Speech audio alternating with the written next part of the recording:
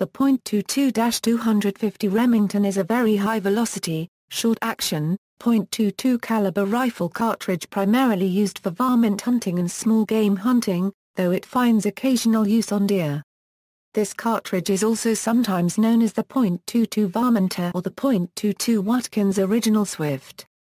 Along with the .220 Swift, the .22-250 was one of the high-velocity .22 caliber cartridges that developed a reputation for remote wounding effects known as hydrostatic shock in the late 1930s and early 1940s. History: the .22-250 started life as a Wildcat cartridge developed from the .250 Savage case neck down to take a .224 caliber bullet.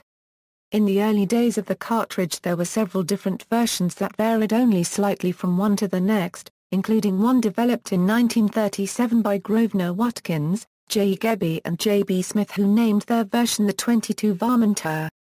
The .22-250 is similar to, but was outperformed by the larger .220 Swift cartridge. However, it is in much wider use and has a larger variety of commercially available factory ammunition than the Swift. This makes it generally cheaper to shoot. The smaller powder load also contributes to more economical shooting if a person is doing their own reloads. Despite common myths regarding longer barrel life on a .22-250 versus the Swift or other calibers, that is directly related to shooter habits, allowing the barrel to cool between volleys and the speed of a bullet, an important factor for high-volume shooters. Both the Swift and the .22-250 shoot at very similar velocities and bullet weights, so barrel wear when used and cooled equally is identical between the two calibers. Due to its rimless case, the .22-250 also feeds from a box magazine with ease. In 1937, Phil Sharp, one of the first gunsmiths to build a rifle for the .22-250 and longtime .220 Swift rifle builder, stated, "The Swift performed best when it was loaded to approximately full velocity, whereas, the Varminter case permits the most flexible loading ever recorded with a single cartridge. It will handle all velocities from 1,500 feet per second up to 4,500 feet per second." Sharp credited the steep 28-degree shoulder for this performance. He insisted that it kept the powder burning in the case rather than in the throat of the rifle, as well as prevented case stretching and neck thickening. Shoulder angle ranks along with primer, powders, bullets, neck length, body taper, loading density and all those other features, he wrote. The .22 Varminter seems to have a perfectly balanced combination of all desirable features and is not just an old cartridge pepped up with new powders. Accuracy was consistently excellent, with little need for either case trimming or neck reaming, and Sharp pronounced it my choice for the outstanding cartridge development of the past decade. He finished by saying he looked forward to the day when it would become a commercial cartridge. Commercial acceptance. In 1963, the Browning Arms Company started to chamber its Browning high-power rifle in the .22-250, at the time a Wildcat cartridge. This was a risky yet historical move on Browning's part, as there was no commercial production of the .22-250 at the time. John T. Amber, reporting on the development of the Browning rifle in the 1964 Gun Digest, called the event unprecedented.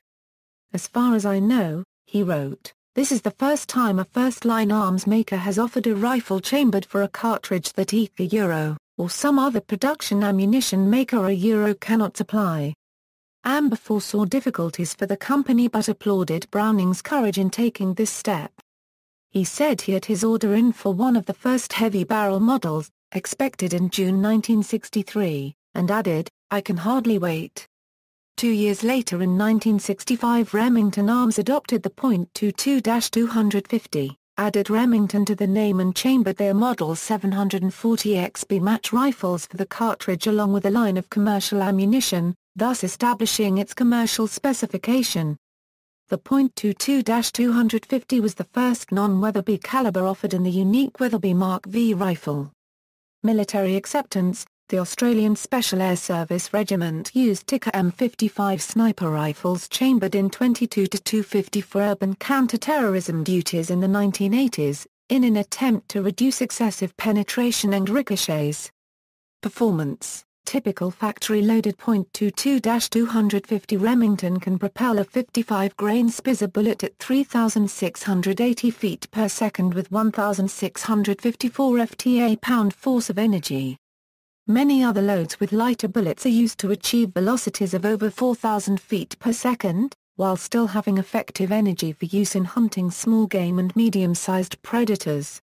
The .22-250 is currently the fastest production cartridge, surpassing the .204 Ruger. This round is loaded by Hornady under their Superformance line and is a 35-grain, non-toxic, fragmenting varmint bullet at 4450 feet per second from a 26 inches barrel.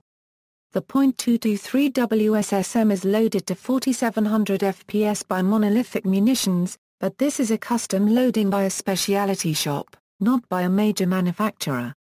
It is particularly popular in the western states of the USA where high winds often hinder the effectiveness of other varmint rounds in prairie dog hunting.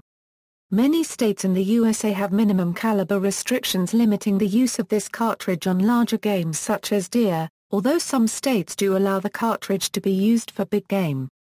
See also, List of rifle cartridges, 5mm caliber, Table of handgun and rifle cartridges, Delta L problem. References. Case dimensions, http, www.winchester.com Rifle ammunition PowerPoint X222502 ASPX